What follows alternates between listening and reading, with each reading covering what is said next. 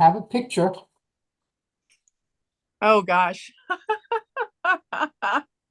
So that helps come across with some of the things that you may be talking about. All right, so I am here with Mary Andritz, President of the State Council from 1997 to 1998. So when you joined the State Council, were you a staff member, student, resident, or management? So I was a student. Um, well, now like now that I think about that, I would have had to have been since I did my undergraduate work in Pittsburgh. It would have been when I was a Firm D student. At the time that the Firm D program was a Postgraduate. post-baccalaureate option.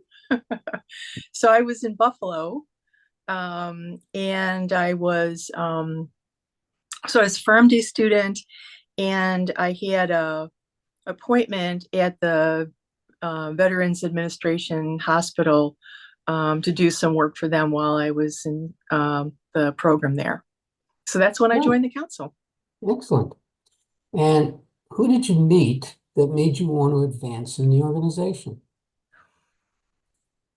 Hmm.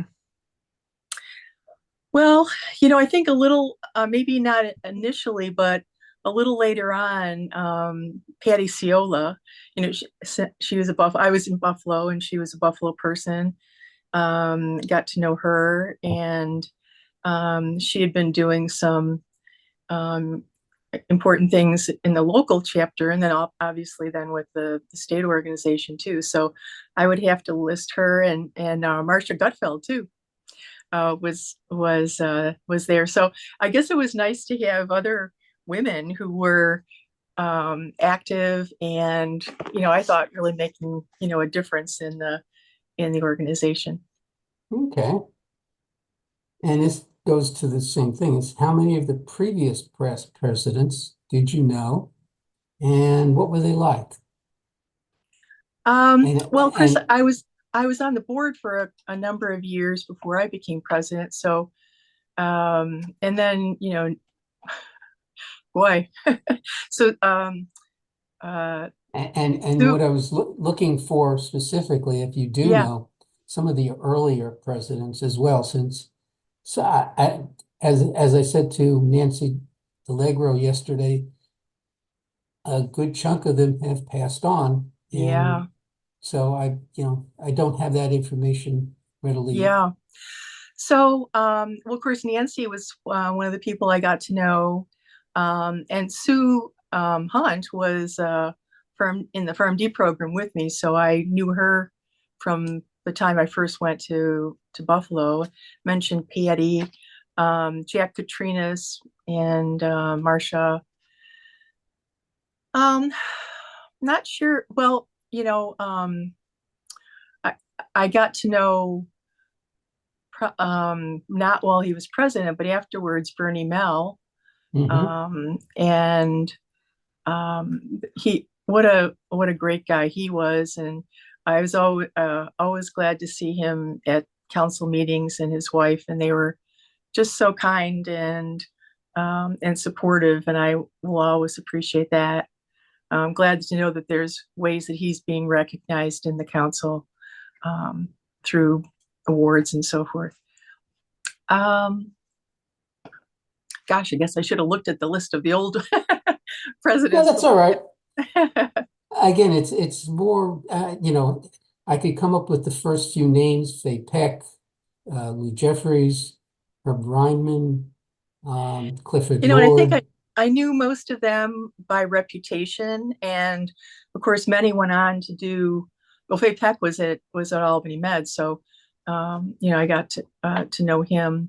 But of course, some of the our past presidents went on to be some of the big leaders in ASHP, and Hmm. got to know them more through that, and I always thought it was um, pretty nice that some of the people from New York that you got to know at our level, then went on to make such a big difference. Of course, Lee Briscoe Dwyer later on. She was actually a student of mine at Albany, so Mhm. I've known Lee for a long time.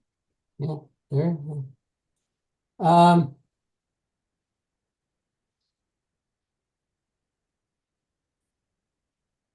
what challenges did you see as a board member, and as a president for the organization? Yeah, as I was thinking about my time at the council, so I guess I had probably um, one of the more unusual terms as president, because at the time I was also executive director, Mm-hmm. which was something that I remember at my installation. Joe Otis was the installing officer from ASHP, and he wasn't quite sure that this was such a good idea for one person to hold both roles. And um, what I had been elected, and was so pleased to be recognized by the membership in that way. I mean, I really considered that a huge honor. Um, and then it turns out that we needed to make a change in the executive director role, and it was a good time for me to be. At the time, I had been working at the VA in Albany, and it just and actually, it's one of the things I thought about with Bernie Mellett. He and his wife about whether this this was a good move for me professionally or good for the council or whatever. And they were just wonderful. And well, anyway, so became the executive director. And one of the things we found out was, and I don't, I'm kind of forgetting, Ted, because I know we served on the board at the same time, but were you on the board at that point in Yes, 90s? Okay. So you'll probably that's what remember. I What's that? just had joined. Okay. So you may remember that we found out that the annual meeting, which was such a huge revenue source for us, um, really had not made as much progress in planning as we needed it to be. And there was even thought of canceling it and losing deposits, or trying to, just reschedule or whatever, but realizing it would have taken us a huge financial it would have been a huge financial hit. So we ended up partnering with Plaza Travel, who did meeting planning, and were able, and I felt that with them and with the board support that we'd be able to pull it off, and we did. And so that was, I think that was a huge challenge. It was actually immediately before I became president, but it certainly impacted a lot of my experience with the council. Um, and fortunately, that worked out okay, and we made money on it. And but it was a time when a lot of there was concern about how much corporate sponsorship we'd be able to maintain, and that was also such a big deal. And then the institutions were starting to not necessarily reimburse directly for membership dues for all of their Mhm. pharmacists. So with those, with corporate partners' fees and participation in the annual assembly, and then the dues, all of those things were potentially big hits for us financially. So, big concerns along those lines. And fortunately, we were able to kind of wade through those murky waters and, um, be successful. So I thought, those things were a big challenge. But it really, when we were relying on individual members to have to come up with the dues out of their own pocket, it really makes you think about, well, what are we offering that is worth them making this a priority in their discretionary spending? And I Mhm. think there ended up being, I think there always had been, but I think we really worked hard on trying to enhance our educational offerings. And then, of course, as the state required different things to be done for education, that we tried to jump into and be a provider for those things. So I remember after at one point talking to, maybe it was John Manzo or somebody, and I talked about the education piece, and he goes, "Oh, you've always been an educator at heart." And I guess even though I kind of was in and out of academia during my career, I guess I did see, well, not just myself, but I see pharmacists as important educators of the public and so forth. So anyway, I think we did a good job of providing really up to date continuing education, which I think was extremely valuable. I remember the law updates used to be a big deal. A lot of people wanted to attend those. So Yeah, they still do. good. All right. So, speaking of law, council has always been an advocate for the practice of pharmacy. Do you remember some of the early wins or early losses? Well, I think of course, there were some of the issues with the technician ratio numbers and things like that. That I think we ended up being successful with the way we wanted it to go. I know that the council had a really good relationship with Larry Molkiber, the long-term executive director there for the state board. I can't. So many years I was involved with legislative issues, and in many of my roles, ended up being on one of the first DUR boards when that was required, and so I had a lot of interactions. So I guess I'm not specifically I'm not recalling what legislative things were happening the end of the 90s there, but I think I think sometimes working with with Pisney and that sometimes that worked out better than others. But I was, glad that we both had offices right in Albany, and so it did allow us to, sometimes be a little bit more collaborative than I think we might have otherwise been. Okay.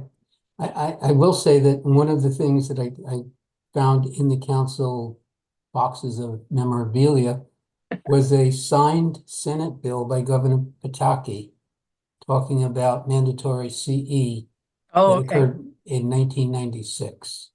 Yeah, and I think that I remember we had one of those the ones with the pen certificates, and that would have been right before I became president. I didn't attend that ceremony, but now that you say that, I do remember the signed pen certificate being on display in the council office. I guess I didn't realize I hadn't remembered exactly the timing. Well, you did say membership seems to have always been an issue. And I think you already answered this. You asked what members wanted during your presidency. So, you think of anything else that you didn't say already? Well, I think we were trying to be careful about providing continuing education, not just to, at the assembly, because obviously not everybody could attend those. We did do a number of regional continuing education things that were so not just sponsored by the chapters, but actually developed by the council. Because I remember traveling to Buffalo or places downstate, or I'm trying to, I don't remember exactly other places that we traveled to, but doing those as kind of a road show, and I think that was well received. That it I think people appreciated certainly what the local chapters were doing, but wanted to see a presence for the state. And once again, why should I become a member if the state's not doing something for me personally? And I think this was one way that the state council could do that. Okay. How often did the board meet? Was it very organized and professional? Or was there more camaraderie that you found? Well, I think there was a lot of camaraderie, but I also think we were organized. I mean, we had a formal agenda, and I think we, um, accomplished what we wanted to. I remember preparing for board meetings was kind of an arduous task to make sure that you had everything in there that you really needed, the the rare opportunities. I mean, I think it was several, probably quarterly, but there weren't that many times when we could all get together.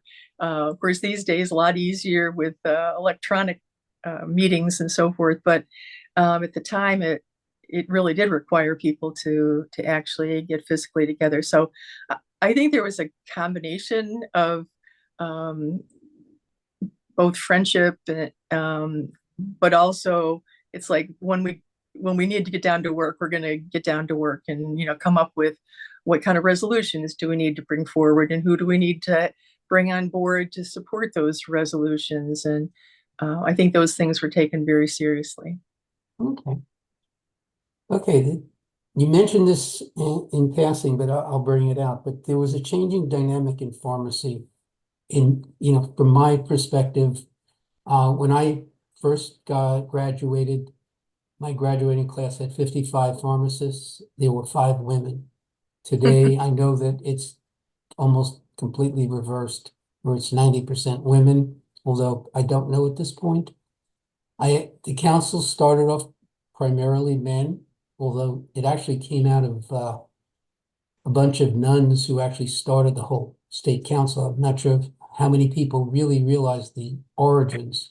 But the changing dynamic, did you see that as you were coming up? um, we know um,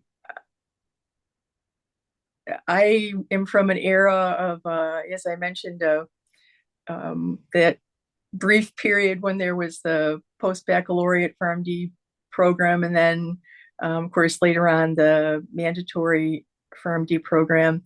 So a lot of changes going on there.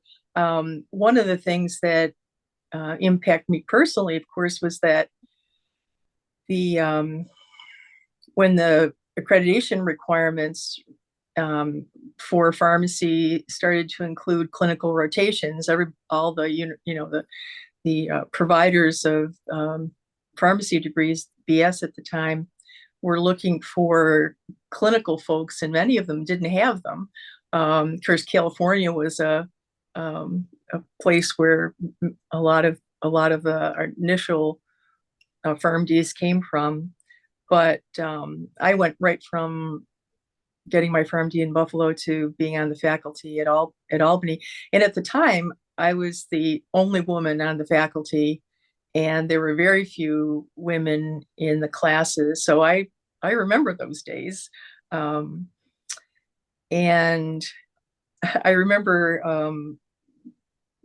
probably a couple years into my faculty position, so probably in the early 80s, this one woman student saying, "Oh, you're such a role model for us." And I guess I never really thought of that quite directly. And at first that was a little intimidating, but I thought, well, somebody's got to kind of move in that direction.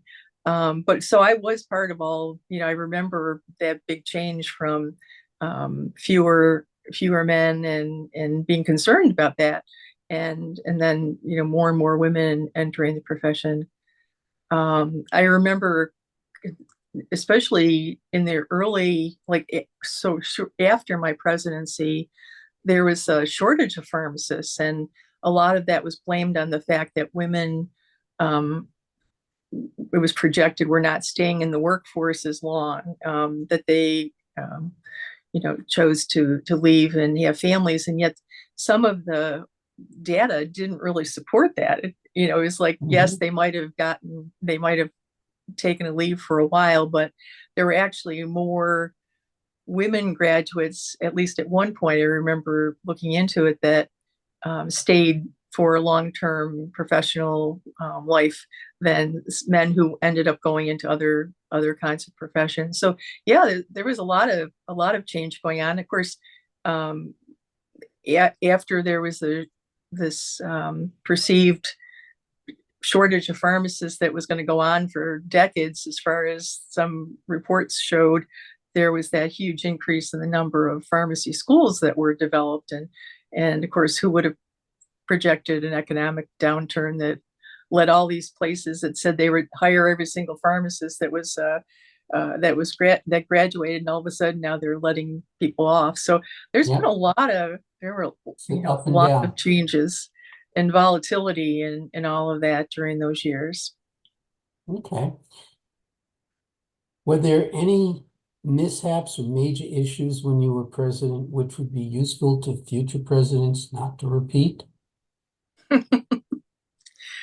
Oh boy.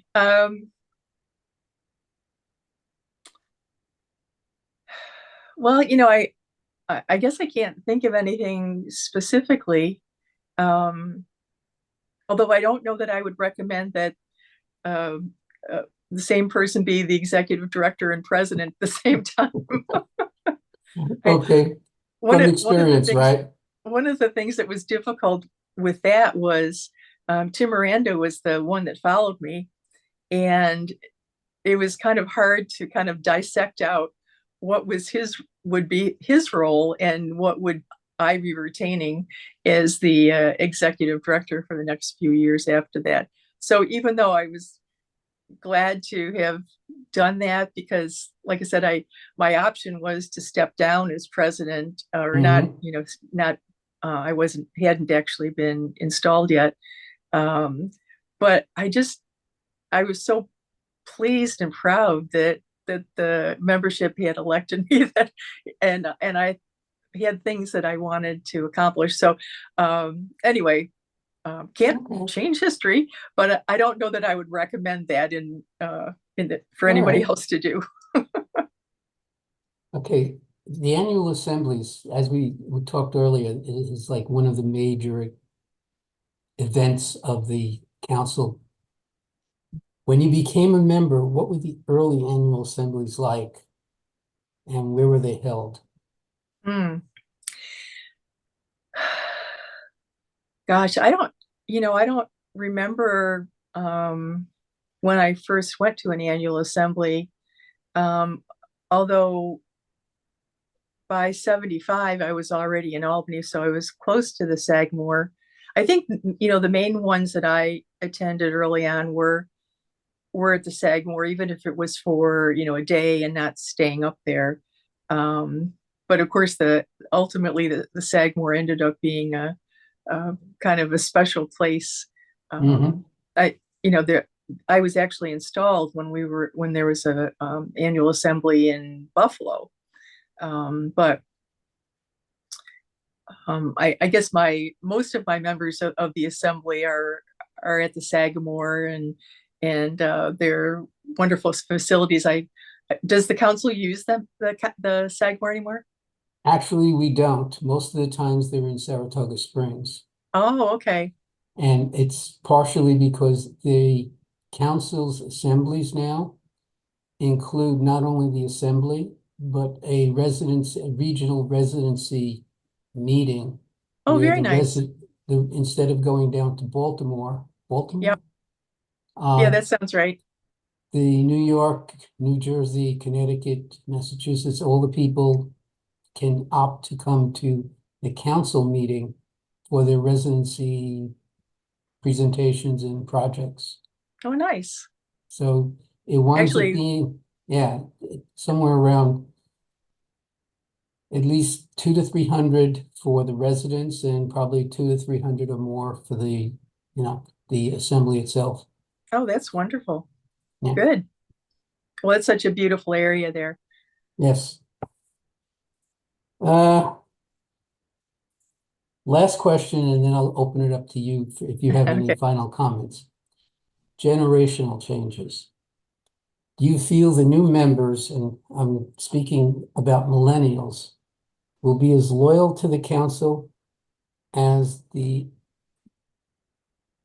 other or older members were, there's much more competition between organizations, ACCP, consulting pharmacists, et cetera. Yeah.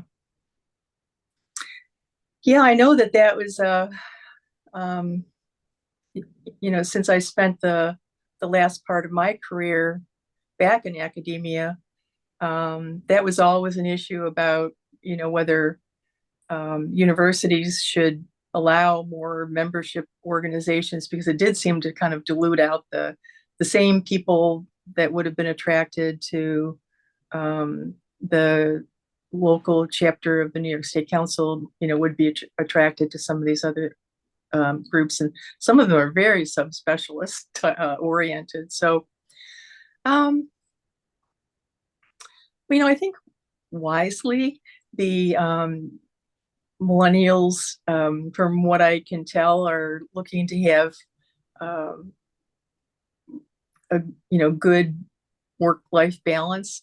I guess I reflect and think, what the heck was that? I don't, but I think I see that. I certainly saw it in some of my the last students that were at Butler, where I was at. I hope that it still translates into giving substantive time and effort to organizations at the state level affiliated with a national organization. I think that affiliation is important from a standpoint of needing to have a voice. It's hard to do that in little small groups, but as you get into the larger the larger groups, and I think ASHP has certainly had an important role in that. So I guess I'll just say I hope that there's always a good contingent of people who want to work hard to move forward the wonderful, or advocate for the wonderful things that pharmacists can do. Okay. Any final comments that you thought of or would like to impart? Well, I think I learned a lot as a board member and as president and as executive director too of the council. And so I think certainly in developing leadership skills and, even understanding business related things, like other places that I'd worked, I had not really been privy to doing budgeting, or I was probably more involved there legislatively than I had been elsewhere. That ended up being a huge part of what I ended up doing ultimately. One of the things I learned a lot about at the council, and has been a part of my career, I guess, well, probably even before that, but certainly since that, is understanding the importance and the challenges of accreditations. And whether it's ASHP or ACPE or whatever, but I think those things are important, to as much as sometimes they're onerous, and sometimes we wonder about the validity of some of the requirements. We are a service profession, and we need to be held to a high standard. And I think that accreditation is an important part of that. And there are strategies that you can learn about how to not let it frustrate you, and to move forward. So I think the council provided a lot of opportunities for me personally to learn, certainly to meet wonderful people from a broader range of professional experiences, and I'll always be grateful for that. Okay. Again, thank you for your time. Sure. And it has been a pleasure. Thank you, Ted. Well, it was good to see you. And like I said, you took on a big job